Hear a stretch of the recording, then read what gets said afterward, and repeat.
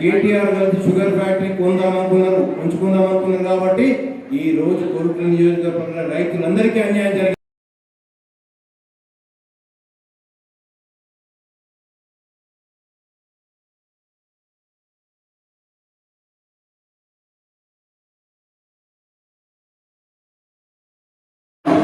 ఇక్కడి నుంచే పాంచజన్యం పూరించడానికి వచ్చినందుకు అందరూ చప్పట్లతో ఒకసారి అక్కడ చెప్పాలి.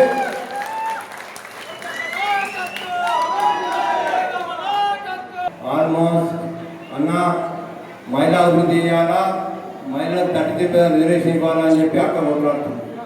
సో మహిళలు అంటే ఆడపడుచులంటే అక్కకు అంత ఇష్టం. కాబట్టి నేను ఒక్కసారి కవితమ్మను మన వాస్తవంగా కవితమ్మ పేరు తెలియని ఎవరు లేరు. ఒక పార్టీ బీఆర్ఎస్ పార్టీ ఒక క్రమంలో బాగా తగ్గినప్పుడు కవితమ్మ గారు తన ఆడపడుచుతో కలిసి బతుకమ్మను తీసుకొని బయలుదేరి ప్రతి తెలంగాణ ఆడబిడ్డకు ఒక ఉత్తేజాన్ని నింపి ఉద్యమంలో పాల్గొని ఈరోజు మనకు తెలంగాణ రావడానికి కేసీఆర్ గారి తర్వాత మన కవితమ్మ గారు పనిచేశారు. ఒక్కసారి మిత్రులారా ఒక్కసారి ఆలోచించారు.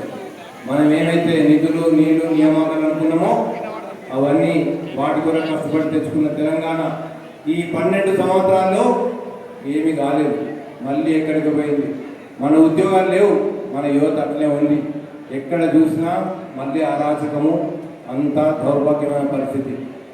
అక్క ఏదైతే సమాజం కొరకు పనిచేద్దామని చెప్పి అనుకొని ఒక్కసారి తన వాయిస్ తీసే వరకు ఆడపడుచుల కొరకు, యువత కొరకు, ఉపాధి కొరకు వాయిస్ గట్టిగా తీసే వరకు బీఆర్ఎస్ పార్టీ ఇమ్మీడియట్గా అక్కను పార్టీ నుంచి సస్పెండ్ చేసింది. ఇది ఎంతవరకు న్యాయం ఒక్కసారి ఆలోచించారు మన ఆడబిడ్డలందరూ. అంటే ఒక ఆడబిడ్డ కాబట్టి ఏం చేయలేదనుకో అని చెప్పి అక్కను పార్టీ నుంచి గెంటేశారు. కానీ మన కవితమ్మ ఫైటర్, కవితక్క ఫైటర్, కవితక్క ఇన్స్పెక్టర్. ఎంత బాధ పెట్టినా, ఎన్ని కష్టాలు పెట్టినా కవితమ్మ మళ్ళీ కిందికి వెళ్ళి స్టార్ట్ చేద్దాం, ఇప్పుడే పుట్టిన పాపలా స్టార్ట్ చేద్దాం అని తెలంగాణ రక్షణ సేన స్థాపించి మళ్ళీ ఈరోజు ఒక ఆడపడుచు, ఒక ఆడబిడ్డ ఎట్లా ఉన్నా తిరగాలని చెప్పి మన తెలంగాణ సమాజం కొరకు మళ్ళీ ఒక కొత్త నిర్మాణం చేద్దామని చెప్పి తెలంగాణ రక్షణ సేనను స్టార్ట్ చేసి మనందరి కొరకు అక్క ముందుకు వచ్చింది. ఇలా చెప్పుకుంటూ పోతే అక్క చాలా ఉన్నాయి.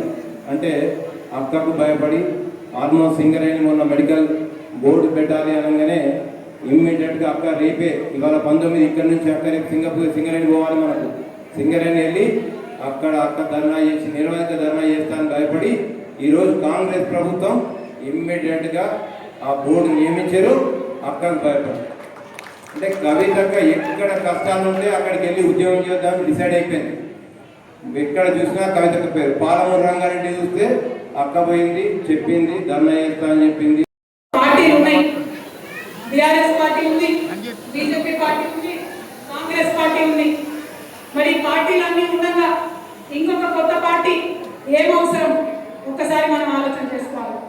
ఉన్న పార్టీలన్నీ చక్కగా ఉండి, ఉన్న పార్టీలన్నీ మనకు కావాల్సిన పనులు చేసి పెడితే ఇంకొక పార్టీ అవసరం ఏమో ఒకసారి ఆలోచన చేసుకోవాలి. ఏనాడైతే బీఆర్ఎస్ పార్టీ నన్ను బయటకు గెంటేసిందో ఆనాడు నేను ఒక్కసారి కూర్చొని ఆలోచన చేసి, ఎందుకంటే ఆడబిడ్డ ఎప్పుడైనా ఇల్లు బాగుండాలనుకుంటుంది. ఆడబిడ్డ ఎప్పుడైనా తను మెట్టిన ఇల్లైనా, పుట్టిన ఇల్లైనా, తను ఉండే రాష్ట్రమైనా, దేశమైనా బాగుండాలనుకుంటుంది.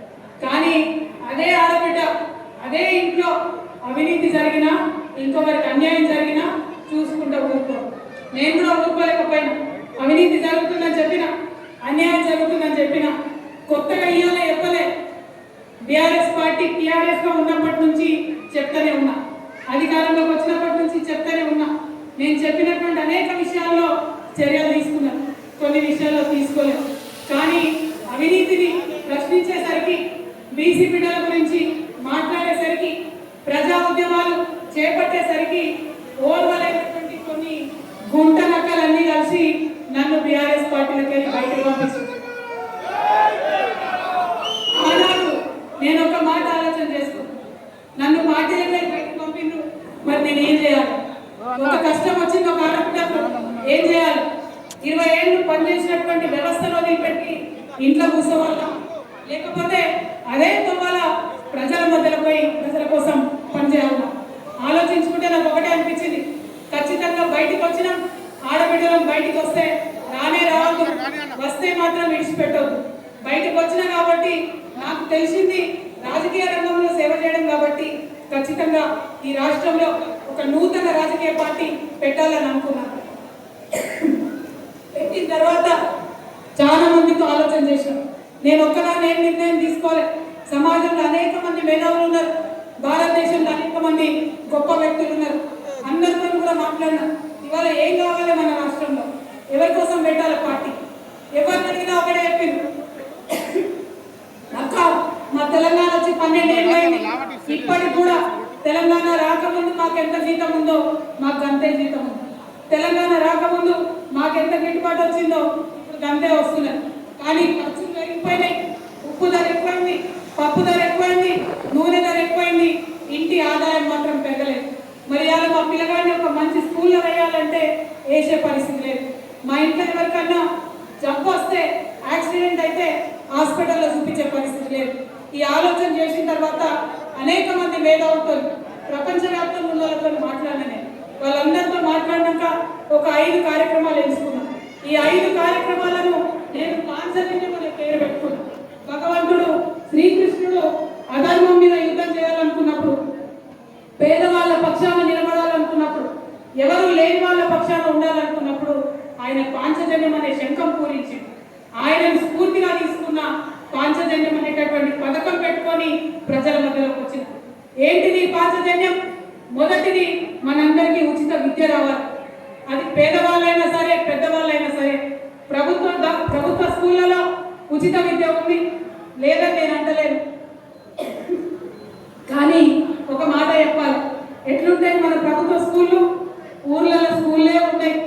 స్కూల్ ఉంటే భవంతు ఉండదు, భవంతు ఉంటే స్కూల్ ఉంటే భవంతు ఉండదు, భవంతు ఉంటే పిల్లలు ఉండరు, పిల్లలు ఉంటే భవంతు ఉండదు.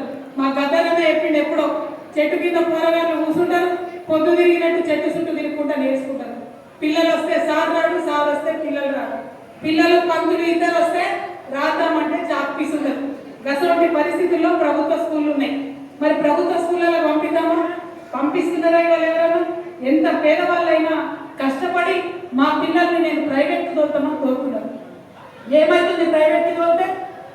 1000 రూపాయలు, చిన్న చిన్న పట్టణాల్లో కూడా 1000 రూపాయలు ఉన్నాయి, అవి కట్టలేని పరిస్థితి ఉంది. यहाँ पे जितने भी हमारे खवातीन बैठे हैं, ఇక్కడ ఉన్న ఆడబిడ్డలందరికీ నేను చెప్తా ఉన్నా, రేపటి నాడు మీరు తెలంగాణ రక్షణ సేన పార్టీకి అవకాశం ఇవ్వండి, మమ్మల్ని ప్రభుత్వంలోకి తీసుకురండి. మీ ఇంట్లో పుట్టిన బిడ్డలందరికీ కూడా అది ప్రైవేట్, ఎక్కడ ఏ స్కూల్లో చేర్పించినా ప్రభుత్వమే డబ్బు కడుతుంది. ఒక్క రూపాయి కూడా మీరు ఫీజు కట్టే అవసరం లేకుండా మీ పిల్లల్ని చదివించుకోవచ్చు.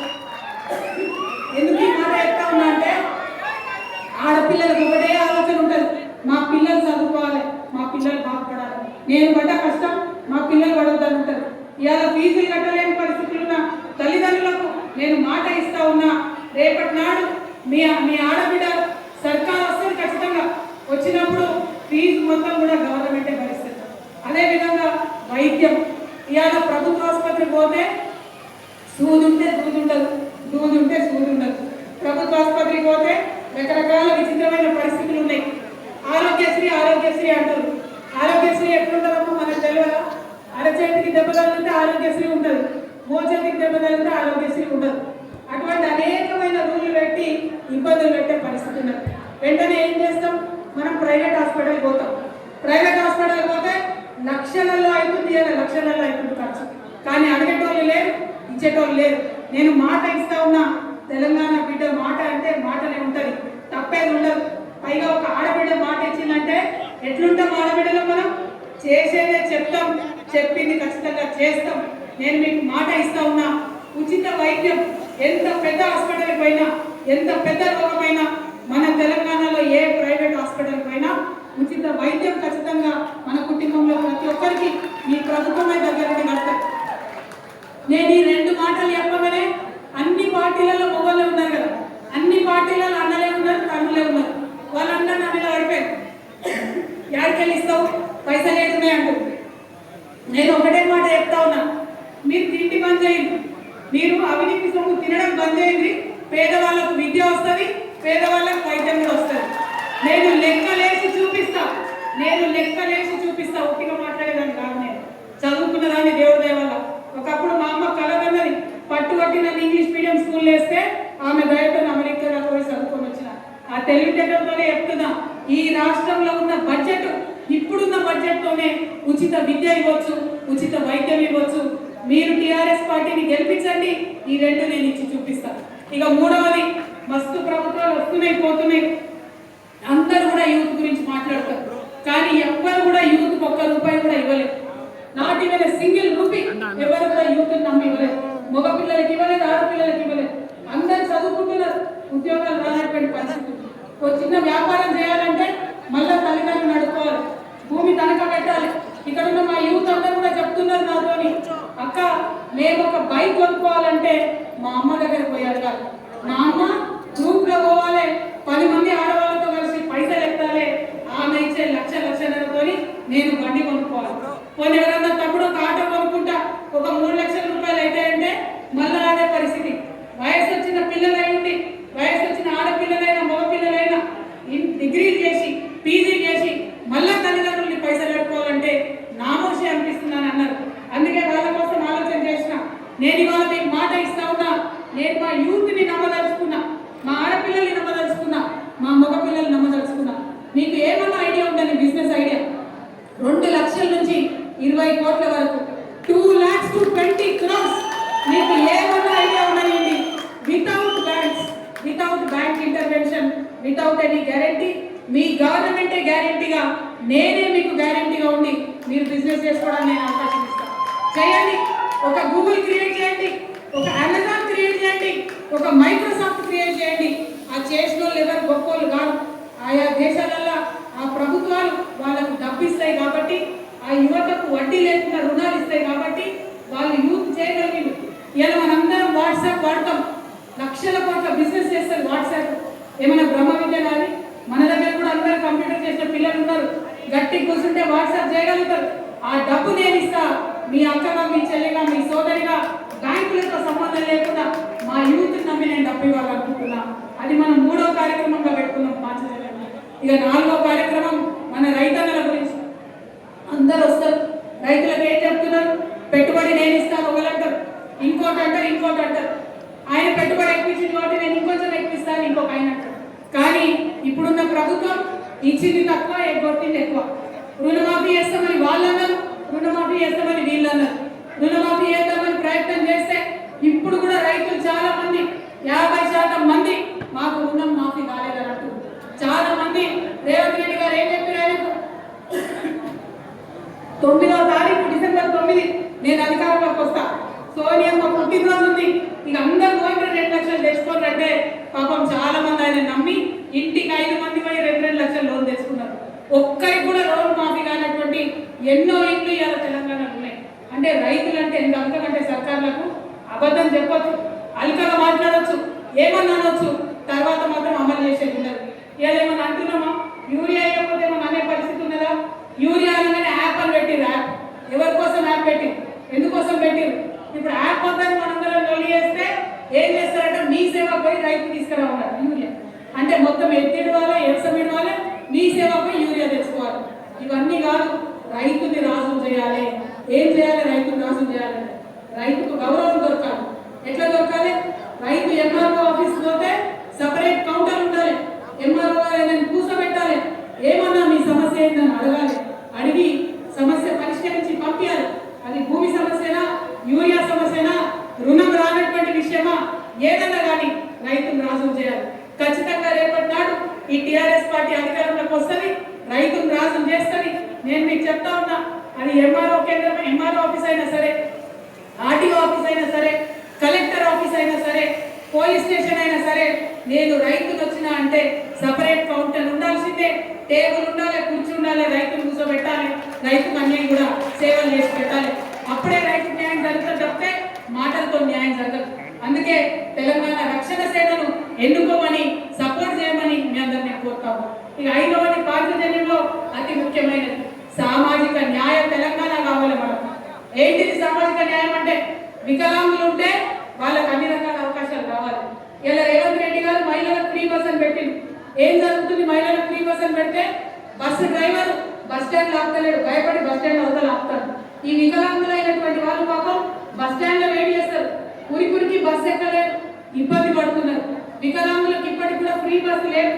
ఏమైతుంది రేవంత్ రెడ్డి గారు? మీకు వికలాంగులకు కూడా ఫ్రీ బస్సు ఇవ్వచ్చు కదా, ప్రత్యేక బస్సులు పెట్టచ్చు కదా వికలాంగులకు. వారికి ఉండకూడదు ఆత్మగౌరవం. ఖచ్చితంగా వికలాంగులకు న్యాయం జరగాలి. పెన్షన్లు పెంచుతా అని చెప్పి 6,000 చేస్తా అని చెప్పి వికలాంగులకు మోసం చేసి వారికి న్యాయం జరగడం డెఫినెట్ గా సామాజిక న్యాయం అయితే. ఇవాళ మా బీసీలు ఉన్నారు, మా బీసీ సోదరులు 50% రిజర్వేషన్ కావాలని కొట్లాడితే 42% ఇస్తాను. మేమందరం లొల్లి పెడితే, గల్లీలో ఢిల్లీలో లొల్లి పెడితే, రైలు రోకో చేస్తే 42% బిల్లులు పాస్ చేసి ఢిల్లీకి పంపింది. ఒక్కసారి కూడా పోతలేడు, ఒక్కసారి కూడా మాట్లాడతాడు. ముఖ్యమంత్రి గారు అంటే ఢిల్లీకి పోతాడు, అంటే ఢిల్లీకి పోతాడు. సోనియా గాంధీ బర్త్డేకు ఢిల్లీ, రాహుల్ గాంధీ బర్త్డేకు ఢిల్లీ, ప్రియాంక గాంధీ బర్త్డేకు ఢిల్లీ. కానీ బీసీ బిల్కు మాత్రం నో ఢిల్లీ. దానికి మాత్రం అఖిల పక్షం తీసుకుపోవడం ఉంటుంది. అంటే బీసీల పట్ల చిత్తశుద్ధి లేదు. వారి కోసం కొట్లాడతారు టీఆర్ఎస్, ఎస్సీల కోసం కొట్లాడతారు టీఆర్ఎస్. ఎస్సీలకు వచ్చినటువంటి ఫండ్ మొత్తం కూడా పక్కదారి పడతా ఉంది. అట్లా కాకుండా ఎస్సీస్కి వచ్చిన ఫండ్ వారి ఫండ్ వారికే ఖర్చు కావాలి. ఎస్టీల కోసం కొట్లాడుతారు టీఆర్ఎస్, ఎస్టీలకు వచ్చే ఫండ్ పక్కదారి పడుతుంది. ఎస్టీలో గిరిజనులు అయినటువంటి లంబాడాలకి వారికి రావాల్సిన న్యాయం వారి కోసం కొట్లాడతాం. లంబాడాలు మినిస్టర్ గా లేనటువంటి ఏకైక ప్రభుత్వం రేవంత్ రెడ్డి ప్రభుత్వం. స్వతంత్రం వచ్చినప్పటి నుంచి కూడా ప్రతి క్యాబినెట్ లో లంబాడాల మంత్రులు ఉన్నారు. కేవలం రేవంత్ రెడ్డి గారు 30 నెలలైతే ఇంతవరకు ఒక లంబాడాలు కూడా మినిస్టర్ గారు. ఎంబీసీలకు మంత్రి ఇస్తామన్నారు, వాళ్ళని మాట్లాడలే. మా ఆదివాసుల గురించి కూడా కొట్లాడుతుంది టీఆర్ఎస్. మరి మా మైనారిటీ సోదరులు క్రిస్టియన్లు ఉన్నారు, వారి కోసం ప్రత్యేక విభాగం పెట్టుకున్నాం. ఏ పార్టీలో లేదు క్రిస్టియన్ వింగ్, కేవలం తెలంగాణ రక్షణ సేనలో క్రిస్టియన్ వింగ్ ఉంది. క్రిస్టియన్ సమస్యల పట్ల ఖచ్చితంగా కొట్లాడతాం. దళిత క్రిస్టియన్ల విషయంలో కూడా మేము మీకు అండగా నిలబడతాం. हमारे जो मुसलमान भाई है, एक टाइम ऐसा था आप लोग हुकूमत में थे, ऐसा एक टाइम था अव्वल दर्जे पे हमारे लोग जिया करते थे, ऐसा एक वक्त था जो नीचे से लेके ऊपर जाते जाते कदम कदम पे मुसलमान अफसर मिलते थे, हर जगह पे मुसलमान टीचर मिलते थे। आज हालत ऐसी हो गई कि मुसलमानों को छोटे छोटे काम करके अपने घर गुजारा करना पड़ रहा। रेशन में जो चावल मिलता उसके ऊपर डिपेंड होना पड़ रहा। बहुत बदतर हालत हो गई है। घर में जितने भी लोग हैं सारे लोग जब तक काम नहीं करते तब तक घर नहीं चलता। ऐसा हालत मुसलमानों का हो गया है। कौन जिम्मेदार है इसके लिए? कौन काम करेगा इसके लिए? कोई पार्टी आती है रिजर्वेशन के नाम से हम लोगों को बहका के वोट लेते हैं। आज सरकारी नौकरियां खत्म होने को आ रहे, आप रिजर्वेशन के बात करके हमको फैला के वोट लेके चले गए। मैं आपके बहन होने के नाते मैं एक बात आपसे कहना चाहता हूँ, हमें तालीम की जरूरत है, हमें फाइनेंशियल एम्पावरमेंट की जरूरत है। पैसे कमाना है हर मुसलमान लोगों को, हमें पॉलिटिकल एम्पावरमेंट की जरूरत है, नुमाइंदे होने चाहिए। ఘోరమైందంటే మనకి ఇష్టమైన పండే తినడానికి బాగానే ఉంటుంది, కానీ ఏ సంవత్సరం అయితే అల్లనేరేడు పండు బాగా ఖాతా కాస్తుందో ఆ సంవత్సరం వర్షాలు తక్కువ పడతాయి. అల్లనేరేడు పండు ఖాతా చూసి నేను అనుకున్న వర్షం ఈసారి హ్యాండ్ ఇచ్చేటట్టుందని. ఆ తర్వాత వాతావరణ శాఖ వచ్చి చెప్పింది ఈసారి సూపర్ ఎల్నినో వస్తున్నది, వర్షపాతం ఆగమాగం ఉన్నది. మరి ఇవాళకి కూడా తెలంగాణలో 40% వర్షపాతం ఉన్నది. ఈ విషయం ఎప్పుడు తెలుసు మనకు? 6-7 నెలల కిందనే తెలుసు వర్షపాతం తక్కువ వస్తుంది, 40% వాన పడుతుంది అని చెప్పి. కానీ మన రేవంత్ రెడ్డి గారు మన ప్రభుత్వం ఏ మాత్రం కూడా ఏర్పాట్లు చేయలేదు. మనం మొత్తం కోరుట్ల, మెట్పల్లి, కరీంనగర్, ఉత్తర తెలంగాణ అంతా కూడా గోదావరి నది పైన ఆధారపడి ఉంటున్నాం. గోదావరి నది మీద చిన్నవి పెద్ద అన్ని కలిపితే 57 రిజర్వాయర్లు ఉన్నాయి. మనం ఆ 57 రిజర్వాయర్ల 418 టీఎంసీలు దాచిపెట్టుకుని నిల్వ ఉంచుకునే కెపాసిటీ ఉంది. కానీ రేవంత్ రెడ్డి గారి ప్రభుత్వం నిర్లక్ష్యంతో, రేవంత్ రెడ్డి గారి ప్రభుత్వం అలసత్వంతో ఇవాళ 418 టీఎంసీలు ఉండాల్సిన కాడ కేవలం 93 టీఎంసీలు ఉన్నాయి. అంటే ఇప్పుడు పరిస్థితి ఏంటి? రైతులకు నీళ్ళు ఇచ్చే పరిస్థితి లేదు, రైతుల నీళ్లు పక్కకు పెడితే తాగడానికి నీళ్ళు ఇచ్చే పరిస్థితి కూడా లేనటువంటి విషయం ఉన్నది. మరి నీళ్ళ విషయం తెలియదు, రైతు విషయం తెలియదు, వ్యవసాయం విషయం తెలియదు, ఏం చేస్తున్నట్టు ఈ ప్రభుత్వం అని నేను రేవంత్ రెడ్డి గారిని ప్రశ్నిస్తున్నాను. మన కోరుట్లలో ముఖ్యంగా వరద కాలువ, మన జగిత్యాల జిల్లాలో వరద కాలువలో నీళ్లు లేకపోవడంతో ఇవాళ ధర్మపురిలో, పెగడపల్లిలో 15-16